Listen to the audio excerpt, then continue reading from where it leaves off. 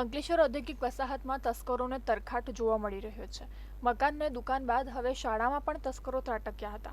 Ankleshwar જીઆઈડીસીમાં garden city road પર આવેલ Lions international સ્કૂલમાં તસ્કરો ત્રાટક્યા હતા અને ઓફિસમાં રહેલ લોખંડના કબાટમાંથી રોકડ ₹80,000ની ચોરીના ગુનાને અંજામ આપ્યો હતો. શાળાના ક્લાર્ક ભરત સોનવણેએ ધોરણ 1 થી 9ના વિદ્યાર્થીઓના ફોટોશૂટ માટેના ₹80,000 એડમિશન રૂમની તિજોરીમાં મૂક્યા હતા, જેની તસ્કરો ચોરી કરી ફરાર થઈ ગયા હતા. ચોરીની આ સમગ્ર ઘટના શાળામાં લગાવવામાં આવેલા સીસીટીવી કેમેરામાં કેદ થઈ છે. બે અજાણ્યા ઈસમો એડમિશન રૂમમાં હાથફેરો કરતા નજરે પડી રહ્યા છે.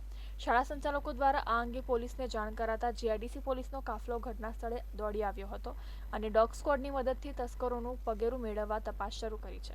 શાળાના ક્લાર્ક ભરત સોનવણેની ફરિયાદના આધારે પોલીસે તસ્કરોને ઝડપી પાડવાના ચક્રો ગતિમાન કર્યા છે. એડમિન ઓફિસમાં અંદર ઘૂસીને લોખંડની કપાટોને તોડીને અમારે કપાટની અંદર મૂકેલા ₹80,220ની કંઈક ચોરી કરી ગયેલ છે, જેની અમે સવારે એડમિન ઓફિસ ખોલી ત્યારે અમને જાણ થઈ હતી.